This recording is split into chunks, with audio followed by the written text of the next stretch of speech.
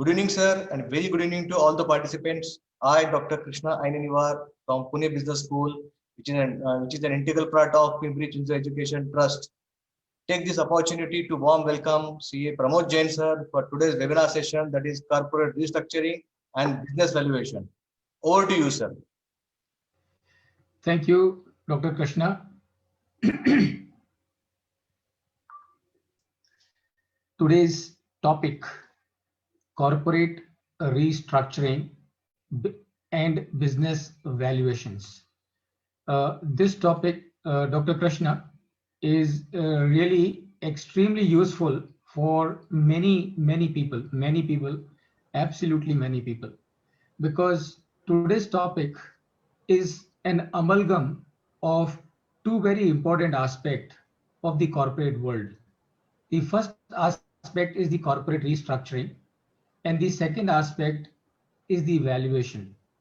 And both are critical for the growth of the corporate world. In today's session, we are going to cover both these aspects.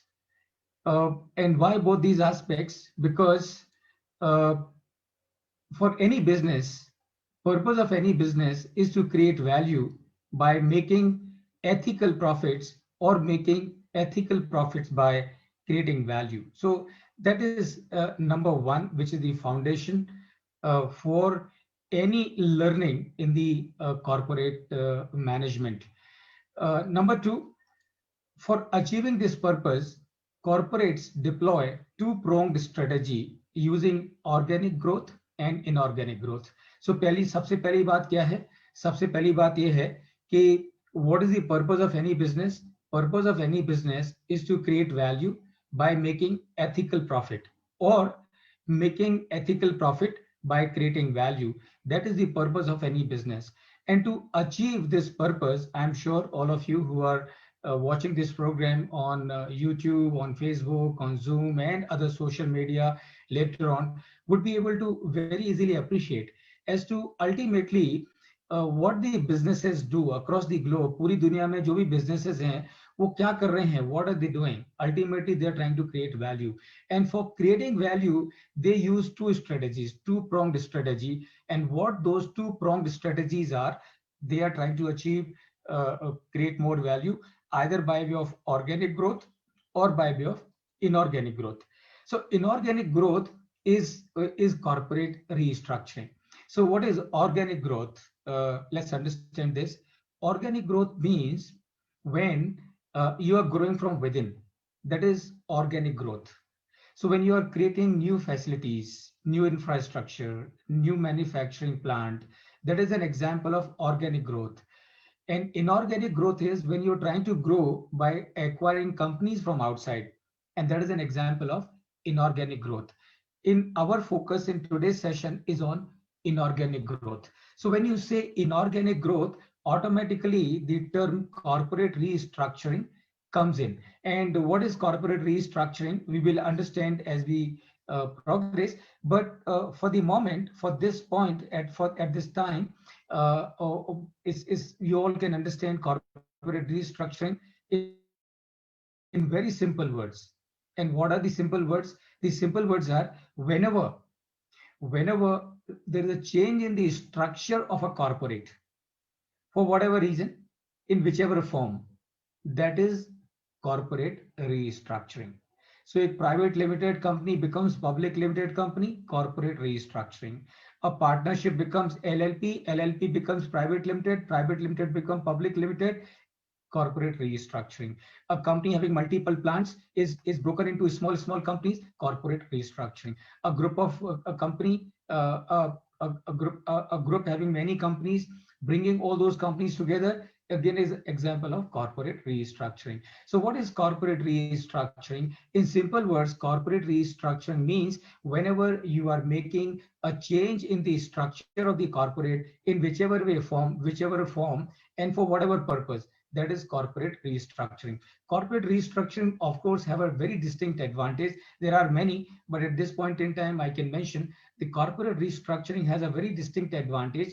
And that distinct advantage is that corporate restructuring, more often than not, if done systematically, judiciously, then it is likely to lead to unlocking of wealth for the shareholders. And that is one of the reason as to one of the prime reason behind the corporate restructuring. So friends, the purpose of a business is to create value. And for creating value, what the corporates do, either they go for the organic growth or they go for the inorganic growth. When you talk about the inorganic growth, it means you are talking about the corporate restructuring. So purpose of this session that we have today for next 1 hour is to get good grounding in various aspects of corporate restructuring and to be aware of various approaches and methods used for valuation in case of different forms of corporate restructuring. So that is the purpose with which we are having this session today. This session will be useful to who all? Let's look at this because it's always good to know as to whom this program is going to be benefiting. So number one, this program is going to be useful to all the accounting, finance, and corporate restructuring professionals working in different companies who generally have the responsibility of corporate restructuring and business valuations entrusted to them.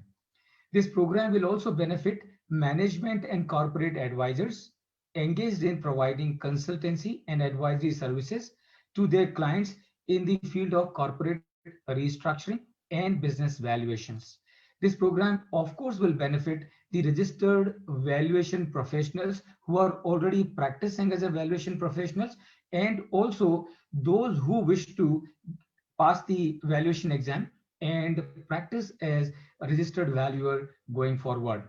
This program will definitely benefit, friends, all businessmen concerned with maximization of value creation in their businesses, irrespective of industry, product, geography of or size of their business. So जो भी businessmen हैं जिनको की interest है in maximizing value through their business, this program will benefit them as well, because and that is irrespective of the size of the industry or the product or the geography of their company, but it would definitely benefit all of them as well. This program will also benefit members of top management teams of all businesses, more so the business houses attempting inorganic growth. So anyone who's a board member, who's on the board of a company, anyone who's on the board of a company in an executive position or in a non-executive position, or a board of directors of a company or the top management of a group of companies who are attempting to grow using the inorganic growth as the mode for bringing in growth in their organization and their group will definitely benefit from this program.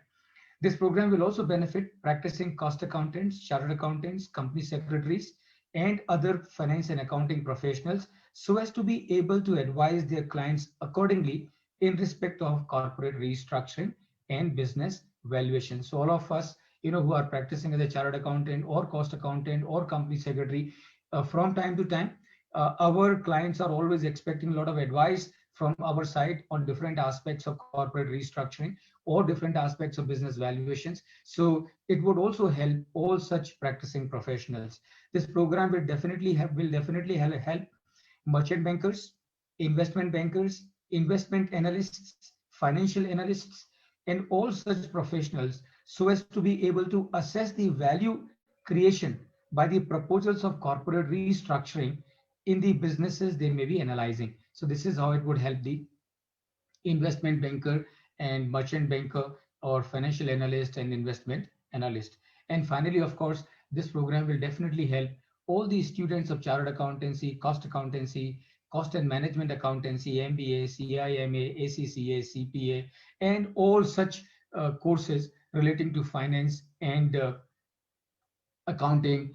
It would definitely help them in getting the knowledge and understanding about the corporate restructuring and also business valuations much in advance, which is so critical in today's context, because you open any newspaper, Economic Times or Business Standard or Financial Express or DNA, any paper you open, you will see all the newspapers headlines are invariably pertaining to something which is either connected with corporate restructuring or which is connected with business valuations, right? So this is how this session is going to benefit to all these people. Now, what is the plan? Now, what we intend to do today so as to ensure that all our purpose that we have discussed is fulfilled, and we really feel enriched at the end of 1 hour of this session. So what we're going to cover, friends, in this is we start the session with how decisions are taken in business, obviously, because when you're talking of the corporate restructuring, when you're talking of business valuations, the decision of course comes in the picture. So how the decisions are taken in the corporate, that we would understand to begin with, and then we would understand what is the purpose of a business. Of course, I have mentioned it to you already, that the purpose of a business is to create value by making ethical profits, or making ethical profits by creating value. That is the purpose. How this purpose is connected with the decision making process, that is what we would understand, because then it would strengthen our thought process about the corporate restructuring and also resultant business valuations. We would look at strategies used by businesses for achieving its purpose. So हम देखेंगे कि हिंदुस्तान में नहीं बल्कि पूरी दुनिया में what the corporates do so as to achieve the purpose of their business, so as to maximize value through their business. So what are the strategies they deploy for achieving it, and how those strategies are implemented, how those strategies are executed. This is what we would understand as we go forward. We will also understand what is corporate restructuring. Of course, I've explained to you as to what is corporate restructuring in very simple words, but we would understand it little more in detail as to what is corporate restructuring, what are the different forms of corporate restructuring, and how to achieve corporate restructuring. That is what we will understand. We would, of course, so anybody going in for corporate restructuring will not do without distinct benefits that should accrue to him or that business. So we would also be understanding, friends, as to benefits accruing from the corporate restructuring exercises. So that means why do the companies across the globe, इतनी बड़ी-बड़ी कंपनियां का merger होता है, amalgamation होता है, take over होता है, डिसइन्वेस्टमेंट होता है, डाइवेस्चर होता है, डीमर्जर होता है. So why companies do all that? Obviously they don't do it without any purpose. They do it with a purpose. What that purpose is, what those benefits are, we would understand them. And necessary prerequisites for corporate restructuring. तो ऐसा नहीं कि कोई भी उठा के बोलेगा चलो मुझे corporate restructuring करना है, नहीं. There is some minimum requirement that you ought to have before you can really think in terms of corporate restructuring. So we would understand as to what those necessary prerequisites are for corporate restructuring. We would look at the motives, reasons behind corporate restructuring. क्यों करते हैं corporate restructuring लोग, और उसके reasons क्या, motive क्या होते हैं कॉर्पोरेट रीस्ट्रक्चरिंग के, उसको समझ के लेंगे. I am sure friends, after today's session of 1 hour, all those who are watching this program will truly feel enriched as regards to the corporate restructuring and also as regards to the business valuations. And that is what is our aim and mission is. We would look at different forms of corporate restructurings and the methods of valuation, and in those cases, prerequisites for valuation in case of different forms of corporate restructuring. So corporate restructuring एक चीज है, और याद रखिए corporate restructuring के लिए एक बहुत ही जरूरी चीज है, और वो है कि valuation. So कॉर्पोरेट रीस्ट्रक्चरिंग के लिए आपको वैल्यूएशन करना है, पक्की बात है, लेकिन वैल्यूएशन करने के लिए क्या क्या प्रेरिक्विजिट्स हैं, कौन कौन सी चीजों की अंडरस्टैंडिंग आपको होनी चाहिए, so that you are able to arrive at the right kind of valuations, the valuations which are as per the statute, and that is what we would discuss as to what are the requirements for the purpose of valuation. Then we would look at the requirements of Ind AS 113, which is on fair value measurement. Obviously, friends, remember, anyone who is in the field of valuation professional has to have a good handle on Ind AS 113, which is about the fair value measurement. So what are the connection between the fair value Ind AS 113 on fair value measurement and the Ind AS 102, which is on business combination? So we would understand Ind AS 103, which is on business combination. So we would understand that as well.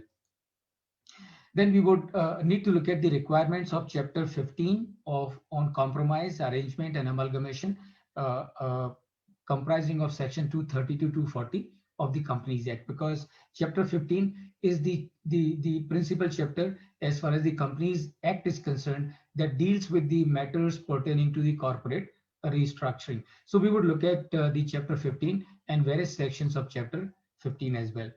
And requirements of SEBI regulations in case of valuations of listed companies. So please remember, friends, as far as the listed companies are concerned, so listed companies need to be valued as per the regulations which have been brought out by SEBI from time to time. So there are four distinct regulations which SEBI has brought out in the context of the listed companies. So we would also understand as to what those four regulations are, so that when we have to do a valuation of a listed company, we know that we not only have to take care of everything else, but we also have to take care of the requirements as per SEBI regulations. And finally, of course, friends, we would look at the Index 103, which is on business combinations.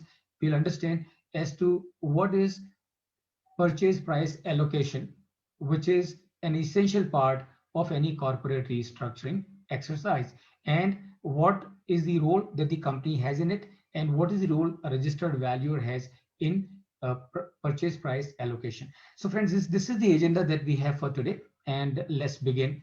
The first thing, how decisions are taken in business, what is the purpose? Okay, so सबसे पहली बात ये है कि how will a company take a decision? Should it go for the corporate restructuring or should it not go for the corporate restructuring? Friends, let me tell you the master key for the decision making which is used across the globe. देखिए पूरी दुनिया में जितने भी businesses हैं, how they take a decision, they do not take a decision by throwing a dice or flipping a coin. They take a decision by asking one simple question, and that one simple question is, what is the purpose of a business? And they understand as to what is the purpose of a business. So the purpose of any business across the globe, as I keep saying time and again, the purpose of any business across the globe is very simple, and that is to create value by making ethical profits, or keep making ethical profits by creating value. That is the purpose. So how would a company take a decision in respect of the organic growth or inorganic growth, or any matter incidental to organic growth or inorganic growth? Answer, of course, is very simple.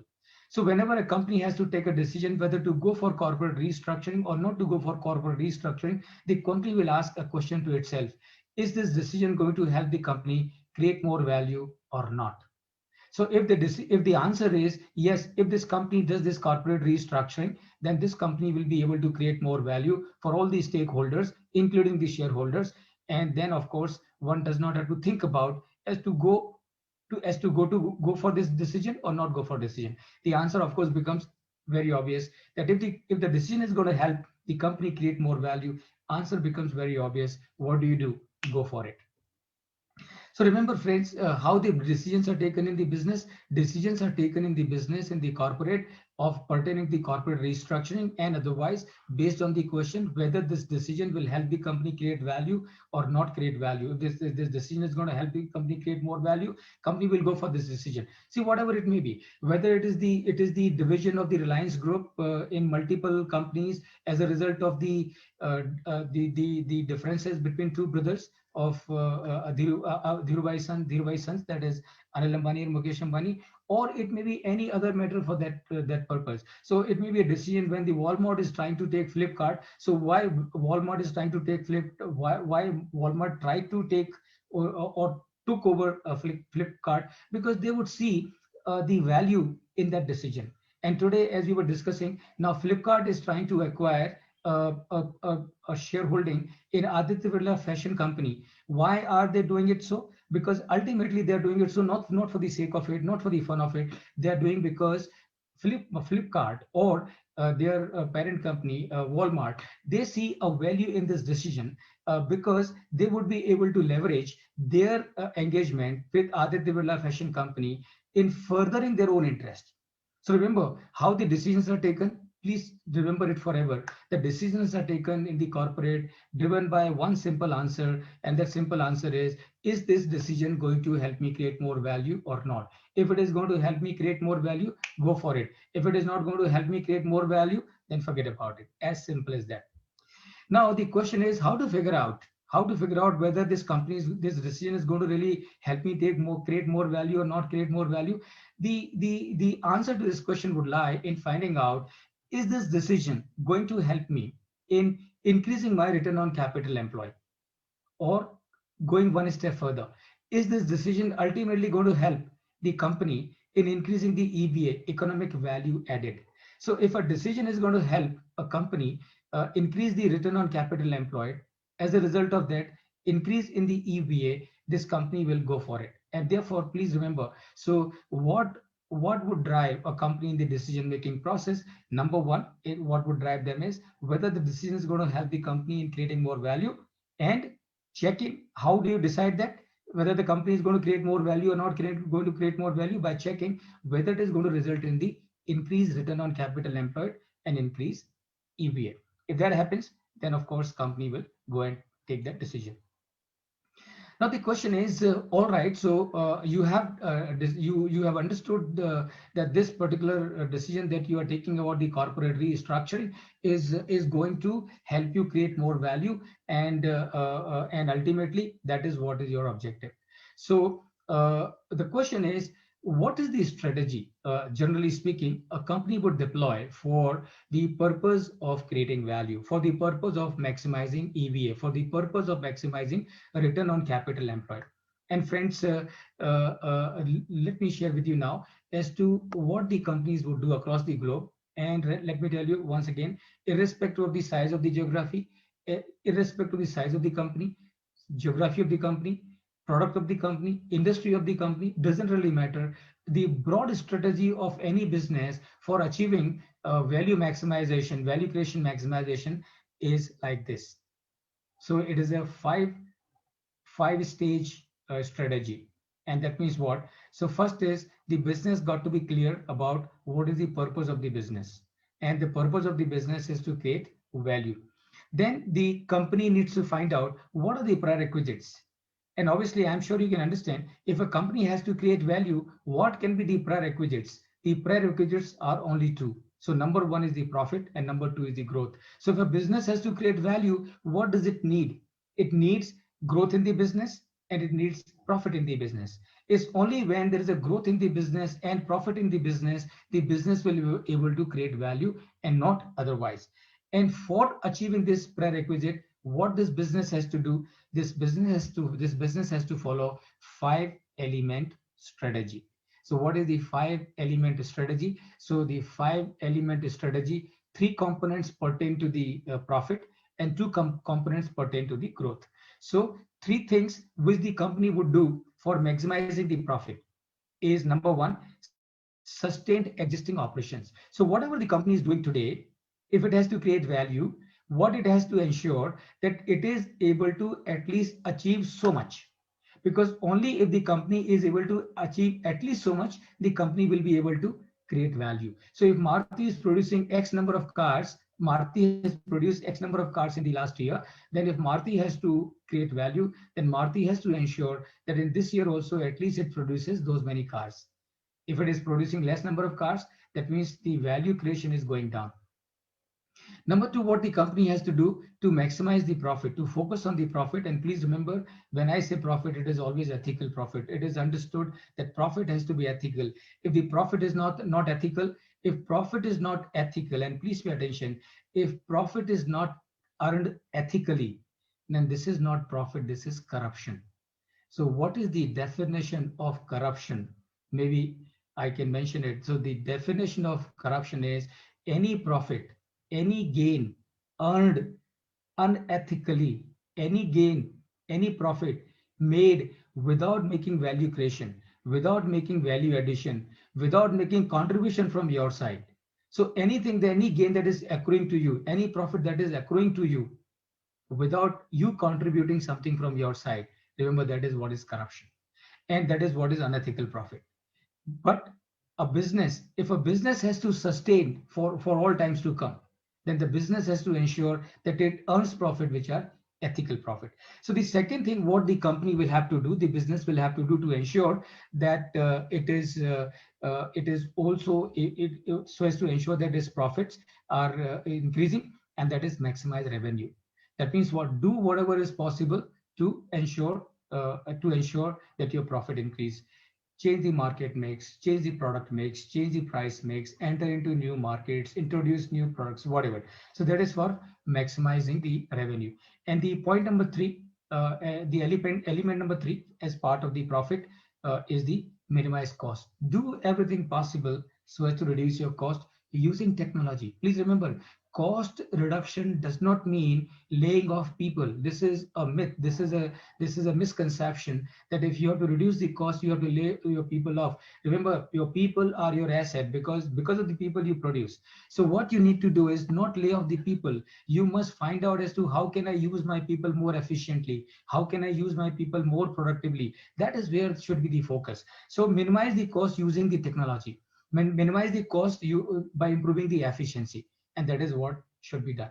So that is under the heading profit. So and then under the head growth, under the heading growth, what you do, two things: organic growth and inorganic growth. Organic growth, growing from within is organic growth. Setting up a new plant is organic growth. Expansion, diversification, modernization, bottleneck removing are all example of organic growth. Inorganic growth, when you are acquiring a company from outside. And when we talk about the inorganic, when we talk about the corporate restructuring, remember our focus is on inorganic growth. So let's come now to the corporate restructuring. So what is on inorganic growth? Friends, as I said already, inorganic growth would mean when you're growing from outside. Organic growth का मतलब है growing from within. Inorganic growth का मतलब है growing from outside. So when you acquire companies, you take over company and you buy companies, that is an example of inorganic growth. What is corporate restructuring? As I said earlier, friends, is very simple. Corporate restructuring का simple सा मतलब ये है with an objective to create more value, with an objective to unlock wealth for the shareholders and other stakeholders. Whenever you are effecting any change in the corporate structure of the business, that is your corporate restructuring.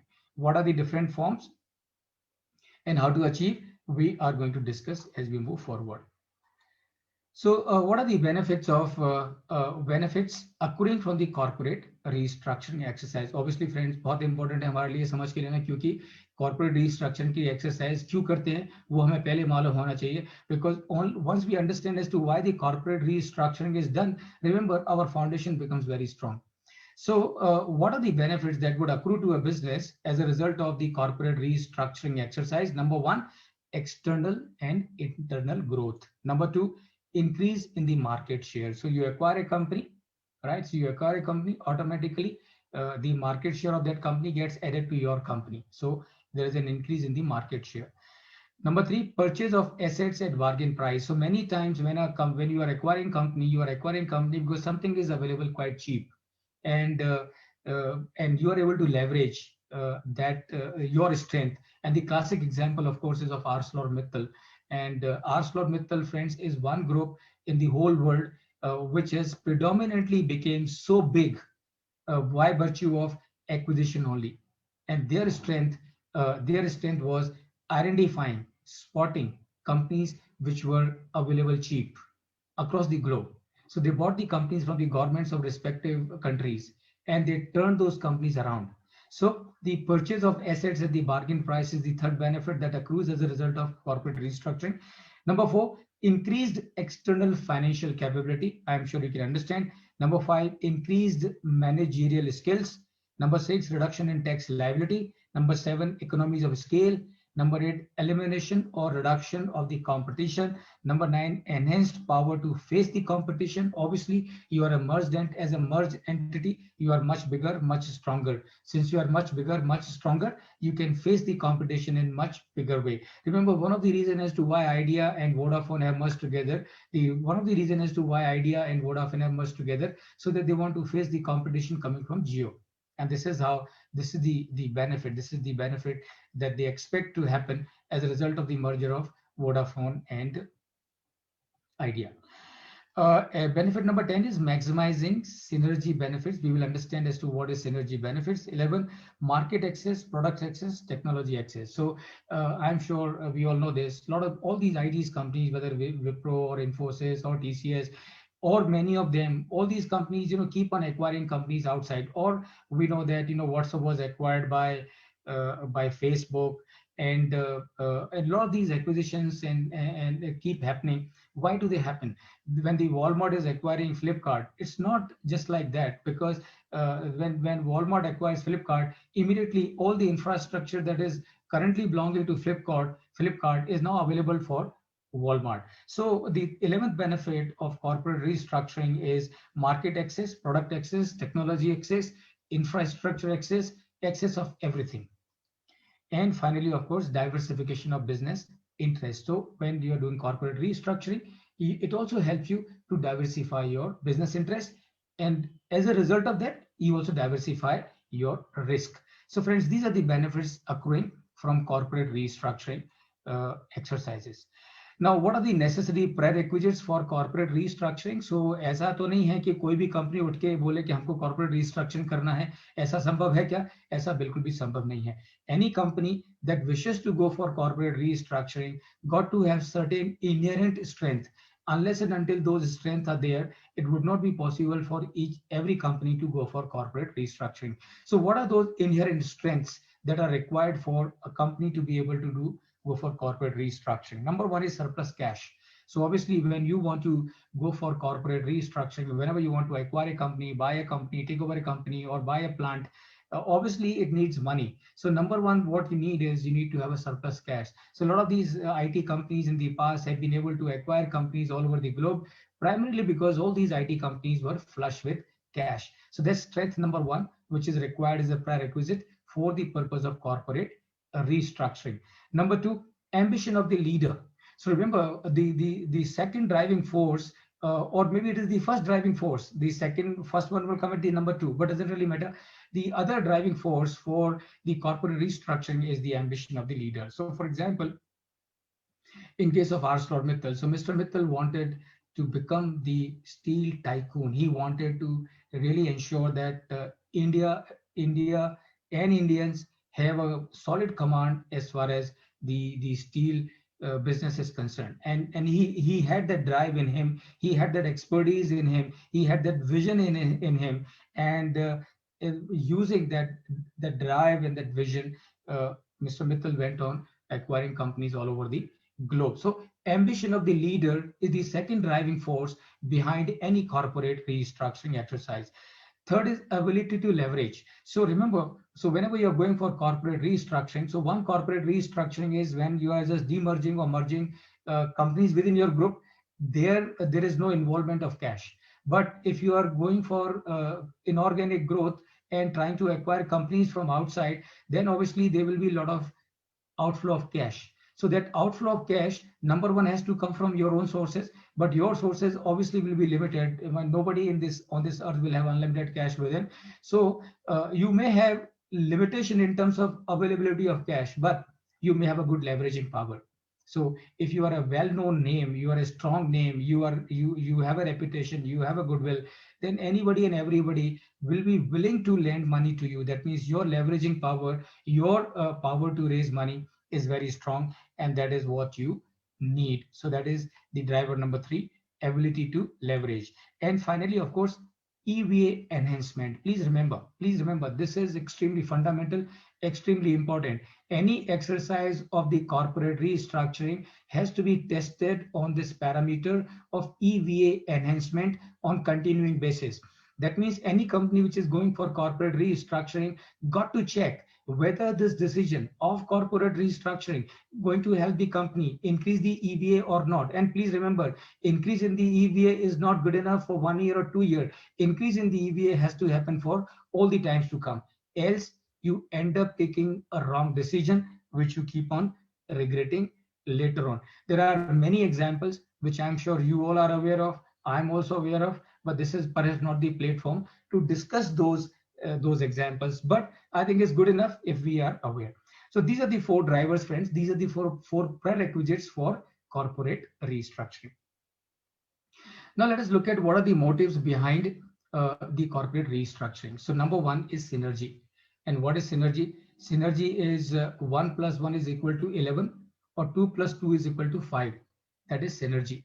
यानी कि 1 और 1 is not equal to 2, 1 और 1 is equal to 11. That force, that extra in strength, which is arising as a result of merger of two or more companies, that is referred as synergy. So once upon a time, Tata Steel and Chorus, when they merged more than a decade back, what was the reason? The reason was synergy, because it was thought that the strength of Chorus would be leveraged by Tata Steel, And that is how both these companies merged together. Unfortunately, in the long run, it did not work out. That's a different story altogether, but doesn't really matter because many times your decision can always go wrong.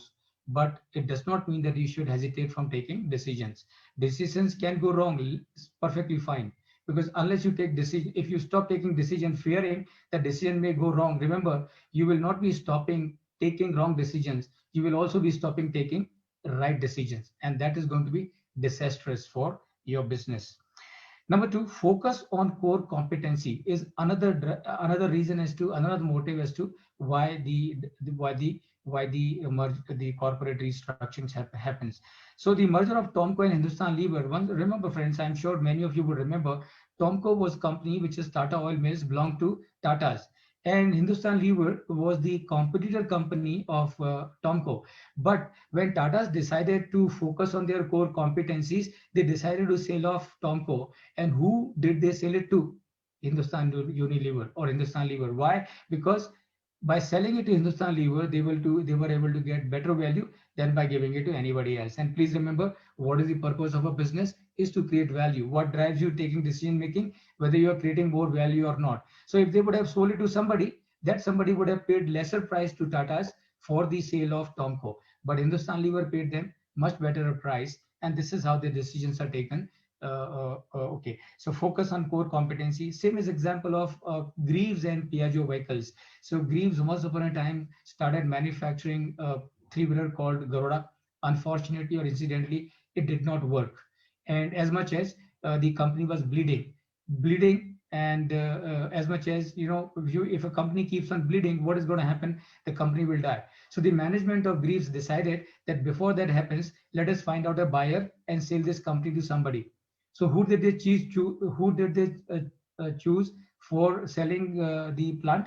They choose Piaggio. Piaggio was a company which we all know is an automobile major from Italy, and the deal, of course, was done, and the focus was on core competency. So the second reason or motive behind corporate restructuring is the focus on core competency. Third is tax shield. So tax shield is another reason as to why the mergers happen. So the merger of ESAL with ISMT about 2 decades back, the reason was tax shield. Leadership position. So about more than a decade back, when Mittal Steel acquired Arcelor. Please remember, Arcelor was much bigger a company than Mittal Steel. But what was the driver? The driver was leadership position. So that can be a motive for the purpose of the corporate restructuring. Product range extension. So Tata Motors acquiring Daewoo is an example of product range extension. So obviously Tata Motors, about this is again a story which is more than 1.5 decade back. So when Tata's acquired Daewoo, why did they do that? Because Tata's were not in multi-axle vehicles, Daewoo was in multi-axle vehicles. So when Tata's acquired Daewoo, automatically their product range got expanded, including the multi-axle vehicles also. So the product range extension is another motive that would lead to corporate restructuring. Managerial efficiencies, market entry. So Tata Tea acquiring Tetley in UK is an example of a driver where the market entry is the force behind. Walmart acquiring Flipkart again for the same reason, diversification. So Reliance EdEdge, Anil Ambani company, long back acquiring AdLab was an example of diversification because somehow he thought that it would be good for him to get into the entertainment business. So that is how he got interested into AdLab. So not only that, inorganic growth or network extension. So you got a Kotak Bank acquiring ING Vyas. Of course, ING Vyas is one bank that Kotak has acquired. It has acquired many other banks. But what is the benefit? The benefit to Kotak Mahindra Bank is that when they acquire in ING Vyas Bank or any other bank for that matter, automatically all the branches belonging to this acquiring company become the branch network of the acquirer company, that is Kotak Bank in this case. Government divestment is another motive or reason. So VSNL being sold to Tata's, and VSL that earlier was known as VSNL is now known as Tata Communication, is an example of government divestment. Balco was sold to Anil Agrawal, Sterlite of Anil Agrawal. is example of government divestment. Market orientation. So ICICI Bank was the subsidiary of ICICI Limited. So that means ICICI Limited started a bank called ICICI Bank. Subsequently, when the management of the ICICI thought to orient towards the bank, what they did, they merged the ICICI Limited into ICICI Bank. So market orientation is another, can be another reason for the corporate restructuring. Bailout. Reliance Communications, being helped by Jio is an example of bailout. Consequences of IBC, insolvency and bankruptcy court. So Tata Steel acquiring Bhushan Steel is consequence of IBC. SR Steel going to ArcelorMittal is consequence of IBC. So friends, these are some of the examples. And then market compulsions can also force you to go for corporate restructuring. So Idea and Vodafone is a classic example, because when Jio came so aggressively that it made it very difficult for all the telecom players in the market. As much as many of them, closed their shop and disappeared, but Idea and Vodafone were two of the strong players, and they could sense that if they were to operate by themselves, they would perhaps also would need to pack their bags and go. So what they did, they came together, and now they're trying to fight Geo together. Let's see how does it happen. Sahara getting merged into Jet Airways was again a reason of market compulsion, and it's a different story that today Jet Airways also closed, and that is an example of bad management, bad risk management.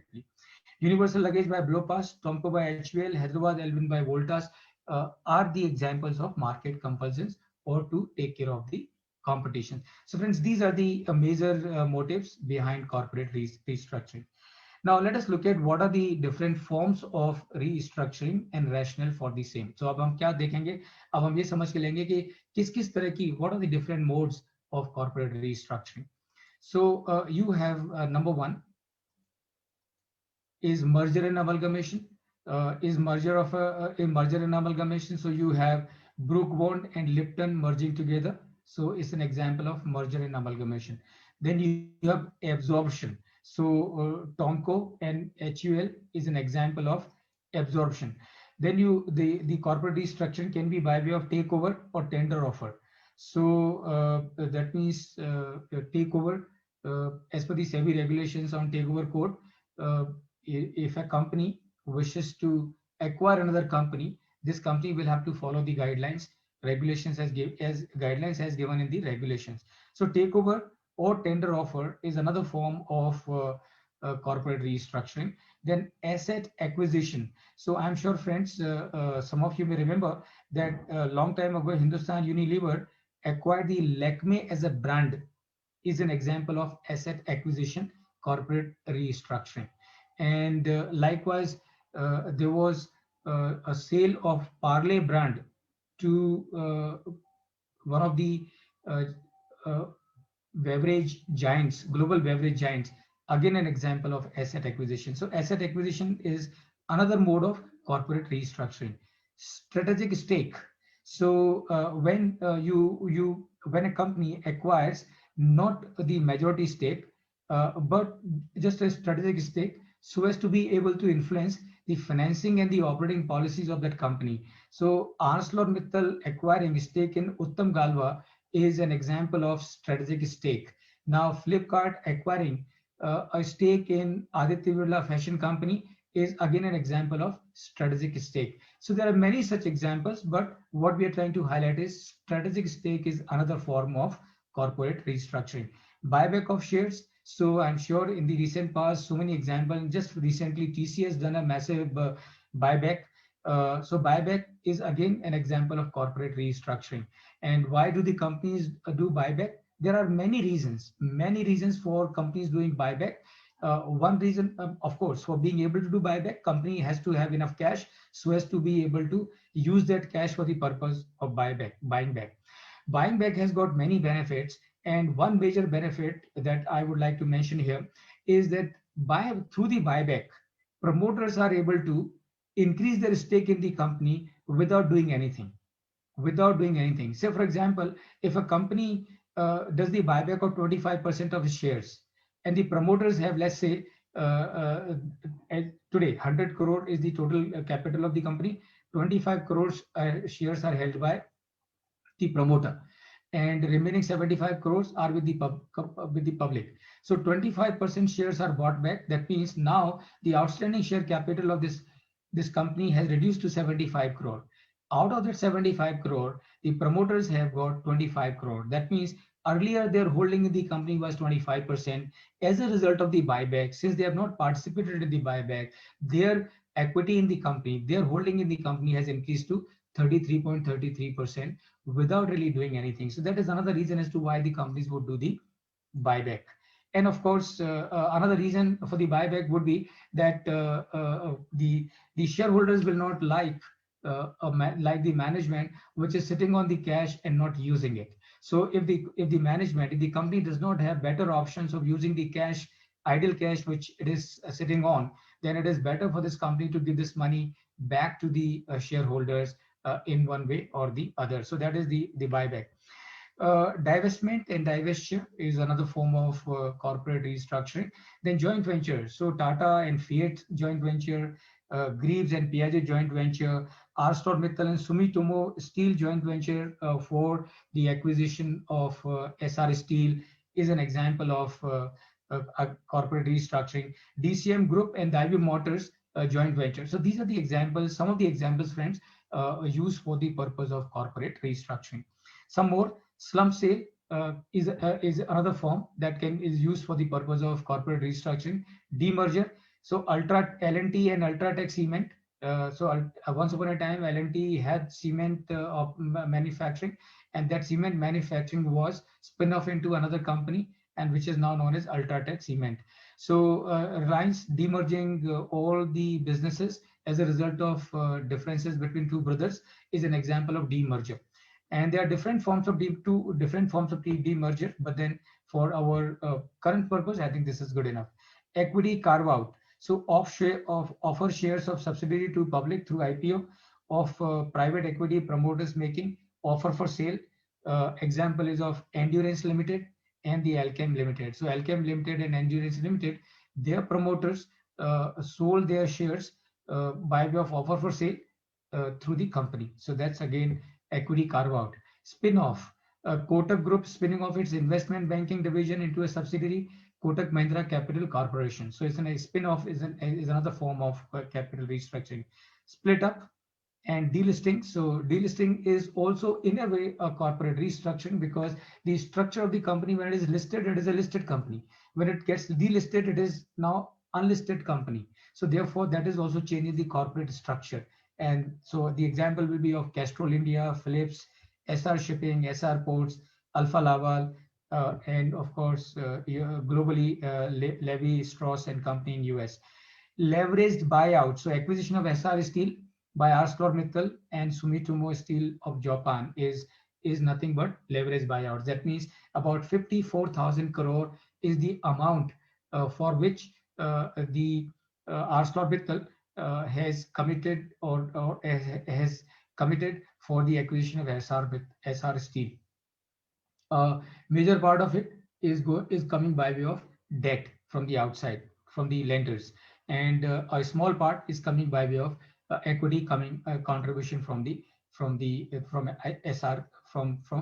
ArcelorMittal. So this is an example of leverage buyout. So what is leverage buyout? When you are funding an acquisition by way of borrowing money from outside, that is a leveraged buyout. So leverage buyout. Right, and conversion of debt into equity is also an example of corporate restructuring. So remember, corporate restructuring can have many forms. So it can have financial restructuring. It can, as we have discussed, so many of them.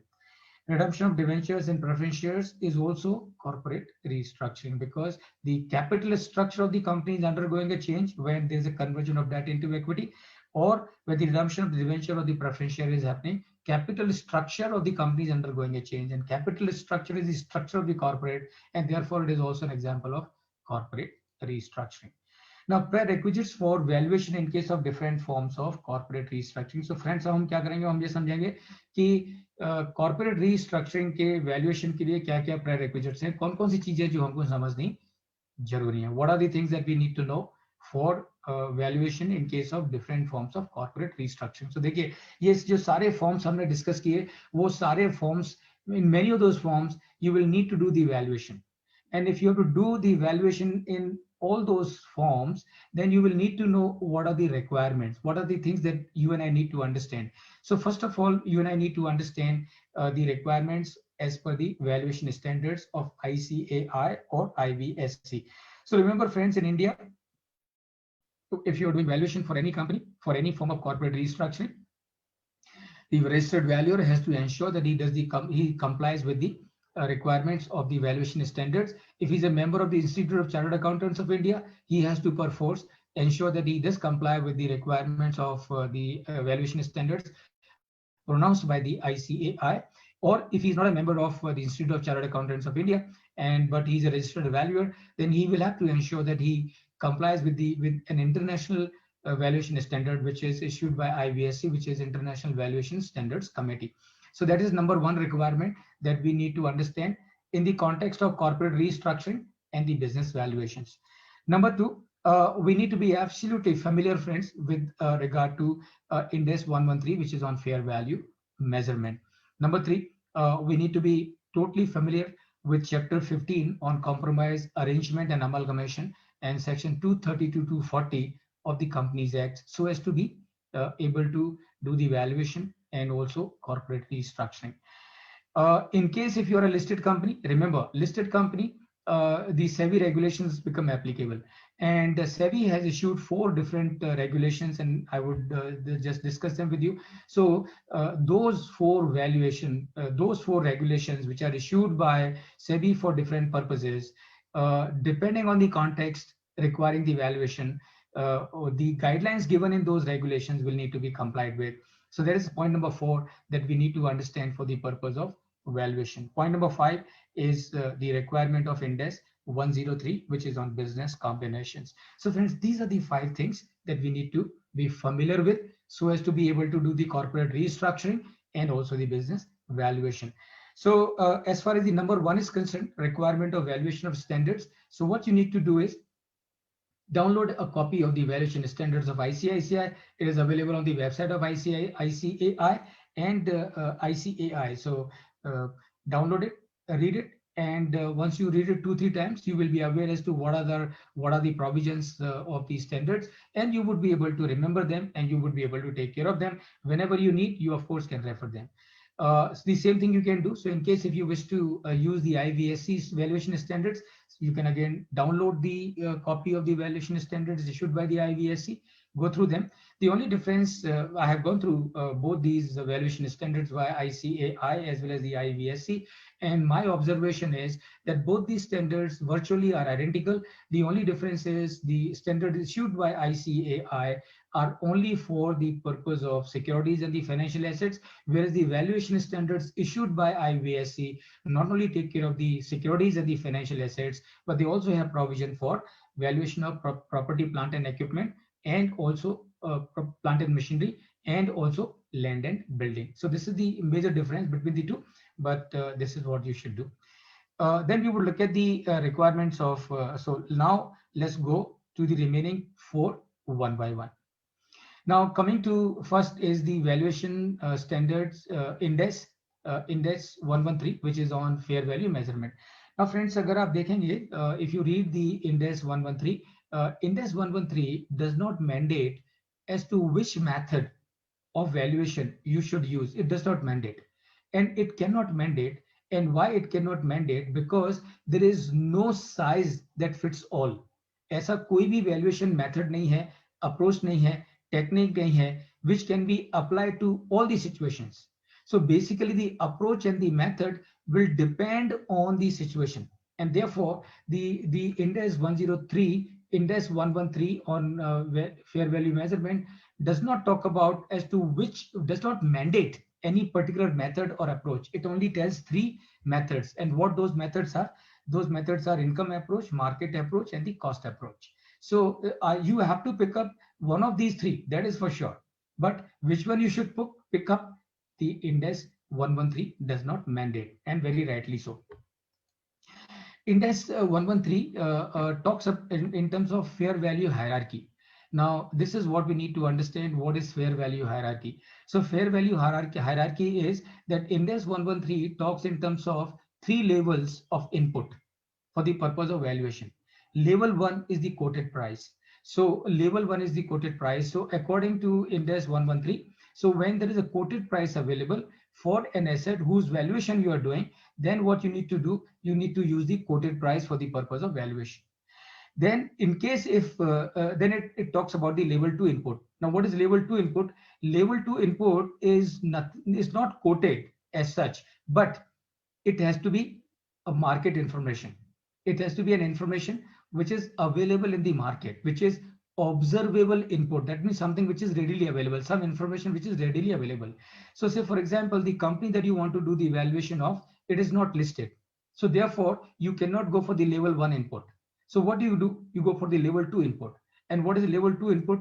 Level 2 input will mean that you try and do the evaluation of this company based on the valuation of an identical company which is having same or similar features as this company.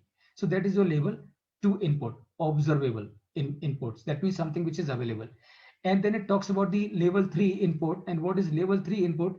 Level 3 input means unobservable input. That means something which is not readily available, some information, details for the evaluation which are not available in the public domain, which you will need to create. So remember, when you are doing valuation using the discounted cash flow method, so discounted cash flow method, input is not level 1, is not level 2, it is input level 3. And why it is input level 3? Because this is an information, the DCF is the valuation which is not based on the quoted price. DCF is the valuation which is not based on the market approach. DCF is the valuation where you are trying to find out the value of the company or of the asset by finding out the present value or the intrinsic value of the company based on the information that you need to dig out yourself. And that is your level 3. So that is what we need to understand as far as Index 113 is concerned on fair value measurement with regard to the valuation of all the assets that we may have to value as part of the corporate restructuring. Then we need to look at the chapter 15, which is on companies compromises, arrangement and amalgamation. So it has got different sections. So section 230 talks in terms of power to compromise or make arrangement with creditors and members. 231, power of tribunal to enforce compromise or arrangement. So today, if you have any corporate restructuring to be done, you have to approach the NCLT, and NCLT has the power under section 231 to enforce compromise or arrangement. Then section 232, merger and amalgamation of companies. Section 233 talks about the merger or amalgamation of certain companies. And then section 234 that talks about merger or amalgamation of a company with a foreign company. So today, remember, a foreign company can get merged with an Indian company, an Indian company get merged with a foreign company. It is possible under section 234. Section 235 talks about the power to acquire shares of shareholders dissenting from the scheme or contract approved by majority. So it is possible that in case of a corporate restructuring plan, there are certain shareholders who are dissenting, who are not agreeing with the scheme of the merger or scheme of the demerger or scheme of the corporate restructuring. So section 235 gives them an opportunity to be able to sell their shares, or gives an opportunity to the buying shareholders to acquire their shares. Section 236 talks in terms of purchase of minority shareholders, and section 237 talks about power of central government to provide for amalgamation of companies in public interest. So central government, in certain cases, in the interest of the public, can decide and determine to merge certain companies. Section 238, registration of offer of scheme involving involving transfer of shares. And section 239, preservation of books and papers of amalgamation companies. So section 239 talks about as to for how many years a merged company will have to keep the record of the merged entity. And finally, of course, section 240, and that talks about liability of officers in respect of offenses committed prior to merger amalgamation. So ऐसा नहीं है कि company का merger हो गया, ये company का amalgamation हो गया, उसके पहले जो भी गलत स्टेप्स, गलत एक्शंस लिए होंगे, then it does not mean that the people who committed those wrongs are free just because the company has merged. No, under section 240, the liability of those people continues, and section 240 deals with those liabilities.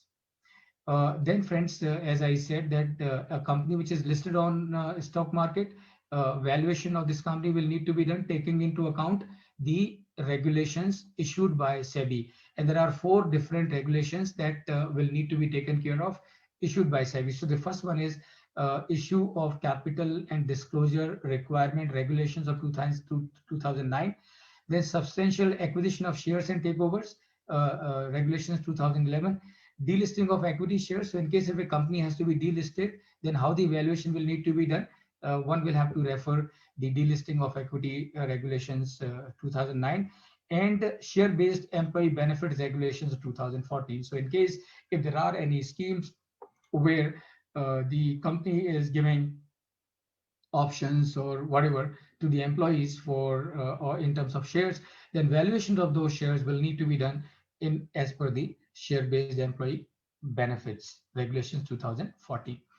And so basically, friends, what we need to do is in all these cases, depending on the situation, we will need to refer the respective regulation and see the provisions of that regulation and do the evaluation. Say, for example, if in case of open offer price, in case of direct acquisition, as per the substantial acquisition of shares and takeovers regulation 2011.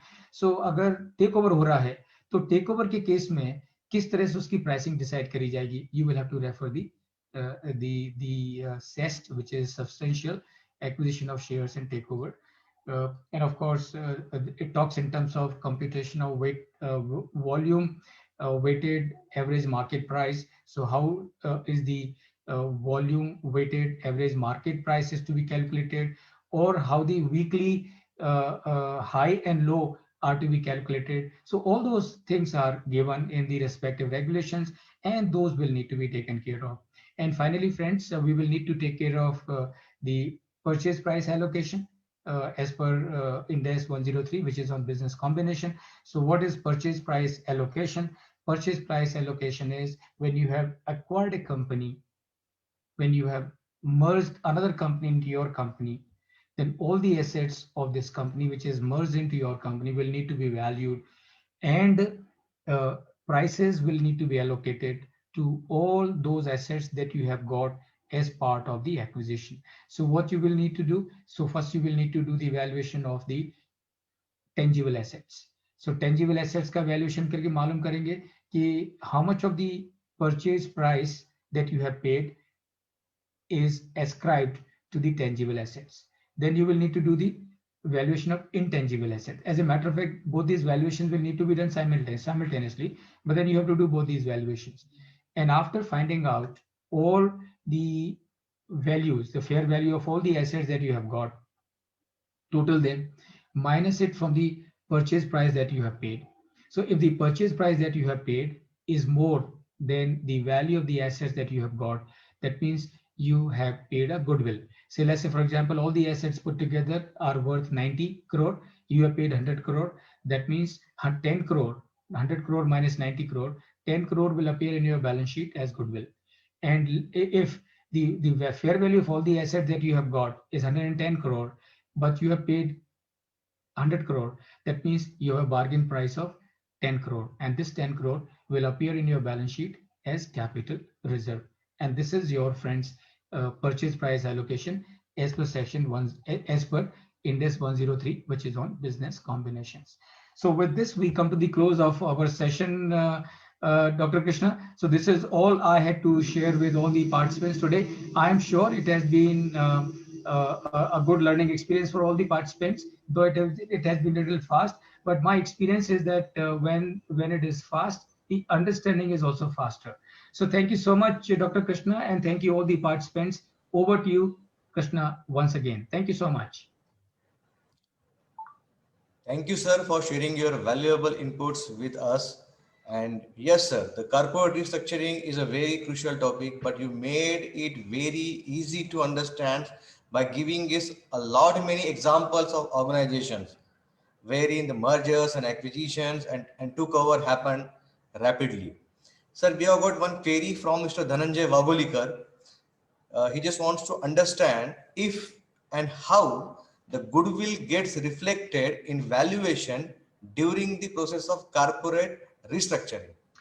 Okay, very good, Dhananjay. Good question. I'm sure you asked your question before I came to the close of my session, because I answered this question while discussing the Index 103 on business combination in the context of purchase price allocation. So Dhananjay, I hope I have answered your question. You can please respond in the chat box if you think your question is already answered. Else I will repeat it once again.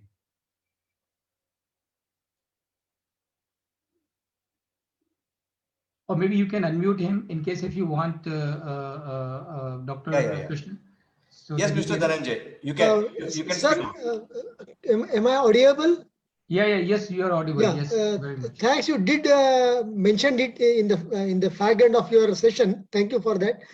Still, if you could little bit elaborate on how because goodwill is something which is not a really very tangible thing. So, what are the different practices which expert valuers use in allocating certain worth to that goodwill aspect which is there in the market for that company? Yeah, sure. See, I will answer your question like this, that goodwill, really speaking, is a forced amount onto the buyer. Now, why do I say it's a forced amount to the buyer? Because when you are acquiring a company, obviously you will do your valuation and everything as the buyer, and based on that valuation that you have done of the company that you are acquiring, you will negotiate a price with the transferor company and agree to a price. But it does not stop there. It facilitates the completion of the deal, and the deal is done. So once the deal is done, then as per Index 103, you have to do the purchase price allocation. And that means what? That means you need to repeat the valuation exercise once again. That means you will need to take the help of the valuation professionals and ask them to do the valuation of all the assets that have come to you. And remember, tangible assets, you will know in any case all the tangible assets that have come as part of the acquisition, you will, or merger, you would know in any case. But what may happen is that some of the intangible which are coming will be known to you, and there are methods available for the valuation of intangible assets. So whatever intangibles you have got, you do the valuation of those intangibles following different methods and arrive at the amount. It is also possible that as a result of the merger, you have got many intangibles which are not reflecting on the balance sheet of that company. So you will have to do the valuation of all those intangibles also. So you will, in the interest of the business and to be in compliance with the indices, you will also need to identify all such intangibles which are there but not reflecting on the balance sheet of that company. So do the evaluation of all these intangibles and tangibles, aggregate them together.